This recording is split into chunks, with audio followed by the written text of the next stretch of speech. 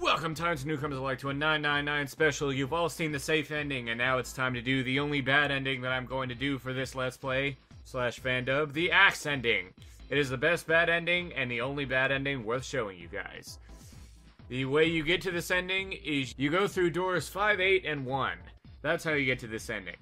So, it's nearly identical to the safe ending, except you go through door 1 instead of whatever other door you go through in the safe ending.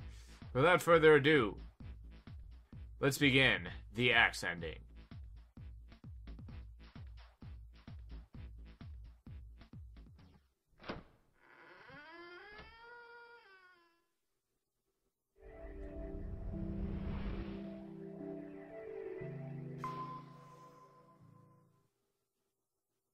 They stepped out of the captain's quarters and into another hallway.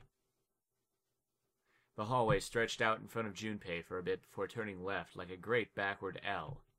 Junpei rounded the corner and took off down the straightaway. He ran, and ran, and ran. At the end of the hallway was a door. He made straight for it. He was nearly halfway to it when he noticed a piece of paper in the middle of the floor. What was a piece of paper doing in the middle of a hallway? Junpei skidded to a halt. He dropped down to his hands and knees and quickly tore the paper off the floor. Now that he had a chance to examine it more closely, it was clear that it was a map. More specifically, a map of the ship's interior for the A deck.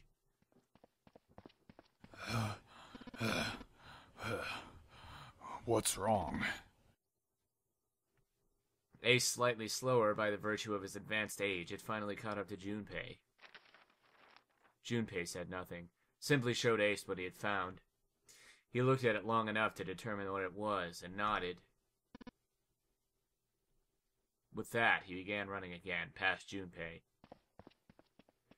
Junpei shoved the map into his pocket and got up to follow Ace. But something stopped him. Hey, where's Clover? He turned around. Clover was nowhere to be seen. Damn it! What the hell is she up to? Junpei muttered angrily under his breath and took off whack the way he'd come. As he stomped around the corner, he saw her. She was standing in front of the door to the captain's quarters, her hand to the doorknob. As Junpei watched, she closed it, gently and quietly. What the hell are you doing? Nothing. What do you mean, nothing? Clover had unconsciously put her hands over the pockets of her jacket as if trying to hide something. What the hell is that? What? You've got something in your pocket. What is it? Oh, this? This is... I wonder. What the hell?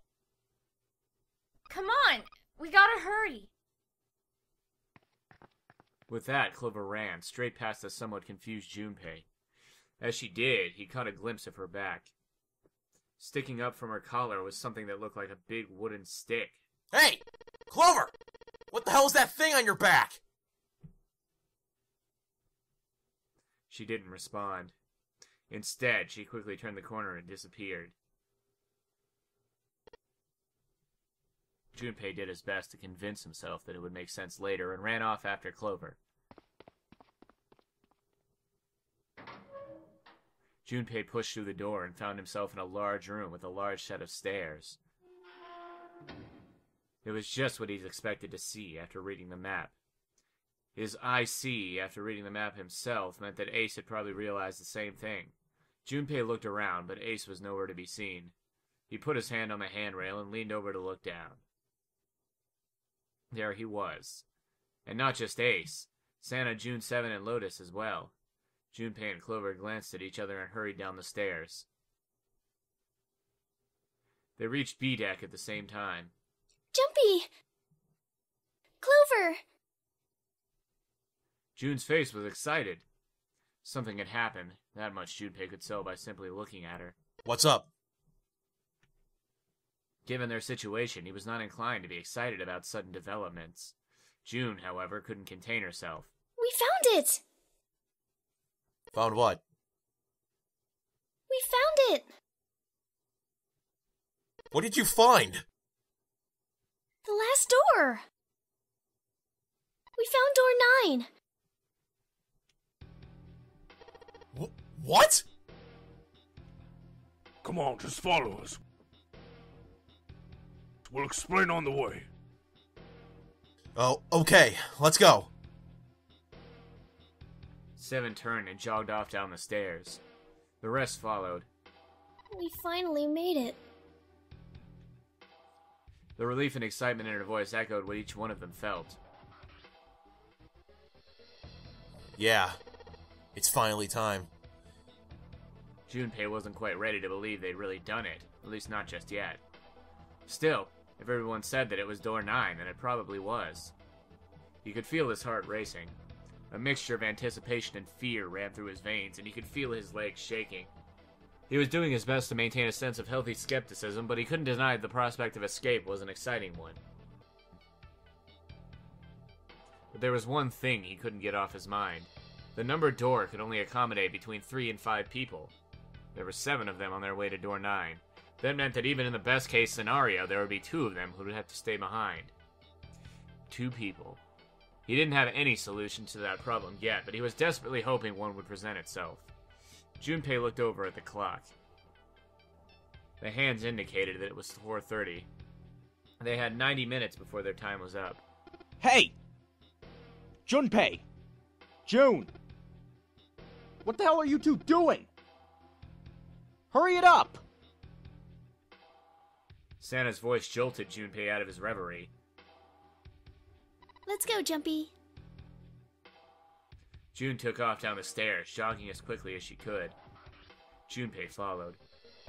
They were quiet for a while until... They had just reached C-Deck when Clover spoke. Hey, what about door 2?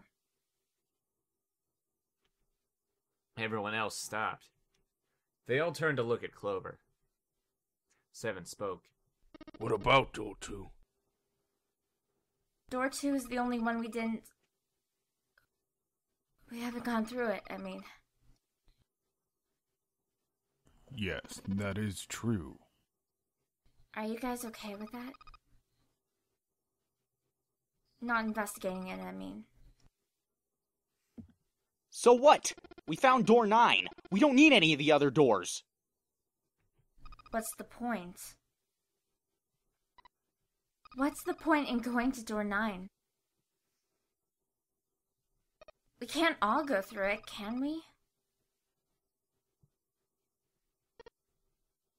Then we should do what we have to do before we go any further. It's like a jigsaw puzzle. The best way to finish it quickly is to do the border pieces first. You know? Or what? You think all 7 of us should go to door 9? And then we argue over who stays behind and who gets to go? Do we really want to do that again? Who knows? If we check out door 2, maybe we'll find something. Maybe we can find a way to get all of us out. I don't know what might be in there. We might not find anything. But don't you think it'd be better to at least have a look? I mean, am I wrong? Does that sound wrong to you guys?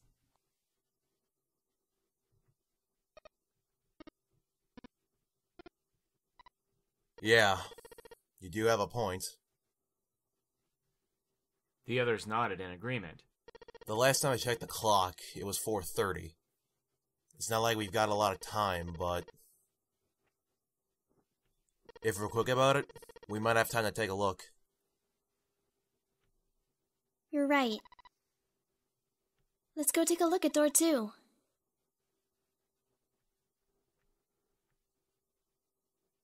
They were back in front of the elevator. Nearby was the large hospital room. The elevator could take them down to door 2. After a few minutes of discussion, they decided that Clover, Santa, June, and 7 would go. 4 plus 3 plus 6 plus 7 equals 20. 2 plus 0 equals 2. Alright, let's get going. I'll see you later. Okay. Be careful.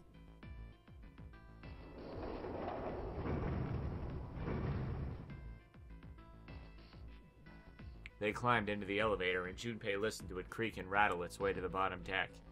Only Junpei, Ace, and Lotus were left. As the elevator rumbled out of sight, Ace spoke.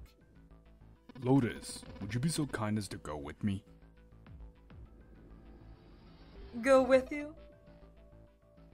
I didn't think people still talked that way outside of the 1950s. Well, I'm a mother. Would that be a problem for you?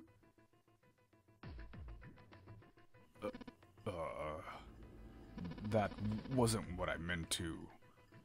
I was hoping you would come with me.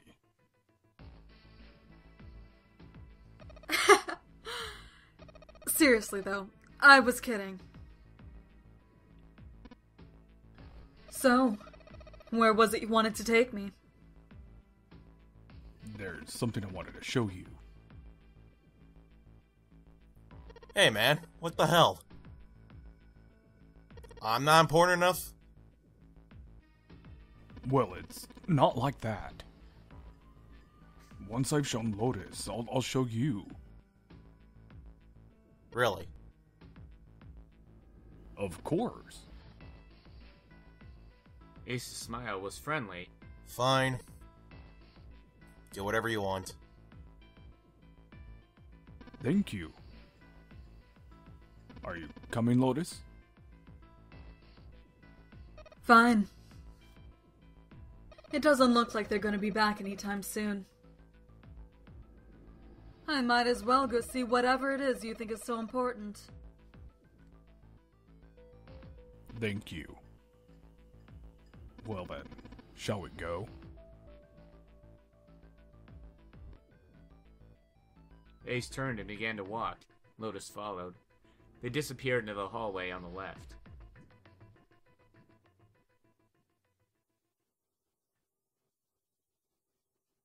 Junpei wasn't sure how long they'd been gone when the elevator suddenly opened.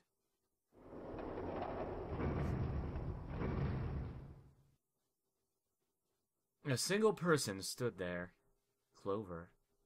She looked at Junpei, then slowly, purposefully stepped out of the elevator. The door closed behind her. Where's everybody else? What happened? She didn't answer. Instead, her eyes swept the room and then settled on Junpei. Where are Ace and Lotus? Junpei explained what had happened. Oh, then they went over there. Her voice was small and timid. Yeah, I think so. He repeated his earlier question. So, where are June and Santa and 7? Why aren't they with you? You really want to know? There was something wrong with her smile. Yeah. Okay, sure. Here, let me show you. Clover pulled something out of her pocket and tossed it onto the floor at Junpei's feet.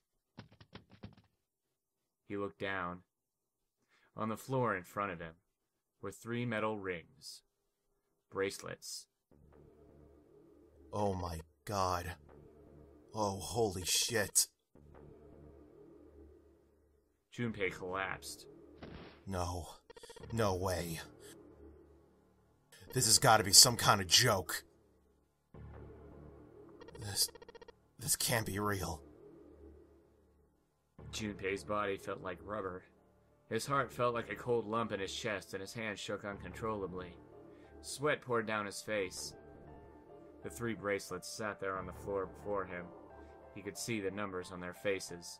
3, 7, and 6. Lastly, let us discuss how to remove the bracelets.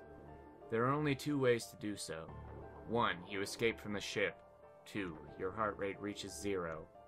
In other words, once the bracelet is taken outside the confines of the ship or detects that its wearer's heartbeat has fallen to 0, it will shut down automatically.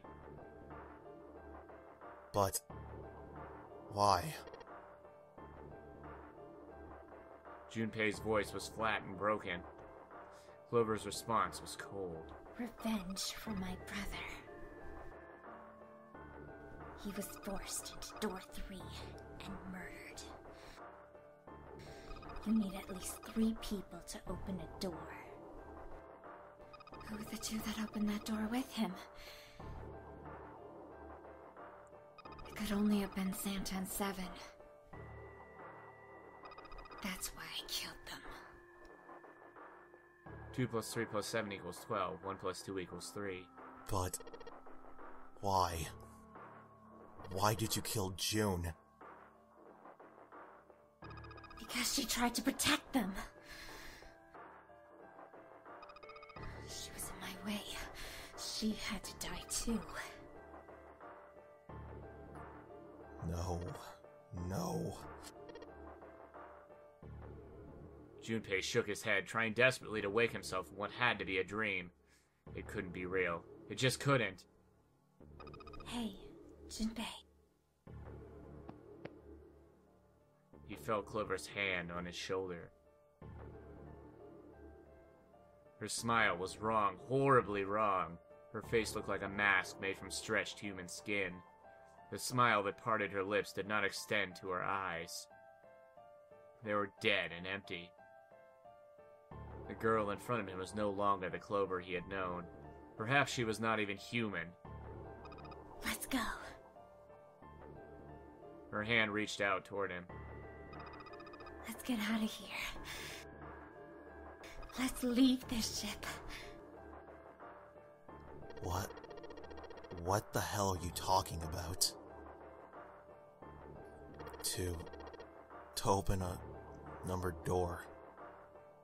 Yes, I know. You need at least 3 people. But as long as we have this... Once again, Clover reached into her pocket and pulled something out. It was another bracelet. Junpei could see the number on the face. 0. 0. You've got something in your pocket. What is it? Oh, this?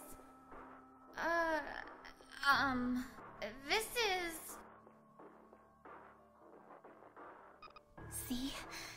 You get it now? If we have the 0 bracelet, we can leave. You and I can open door 9 with just the 2 of us. 4 plus 5 plus 0 equals 9. See? So let's go! Come on, hurry up! She shoved out her hand again. Junpei looked up at Clover. She had the face of a demon. But there was something else. There was a holy light that surrounded her. She was both a fierce god and a benevolent goddess filled with love. Junpei. Her voice was soft. Her eyes weren't empty anymore. They were deep, so deep Junpei could feel himself falling into them. He felt dizzy. There was something oddly bewitching about her. His mind was beginning to crack and his heart began to melt. Junpei. The hand she was offering him, it looked so soft, so inviting. Junpei reached out with his own trembling hand and closed it over hers.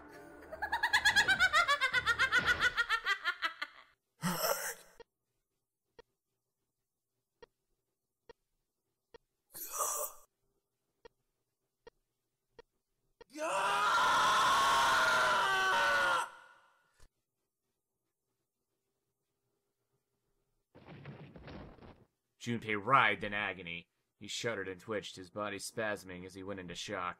He screamed until his throat was torn and bloody, then screamed more. His cries echoed across the room. Eventually his movement slowed, then faded. There was no more strength left in Junpei.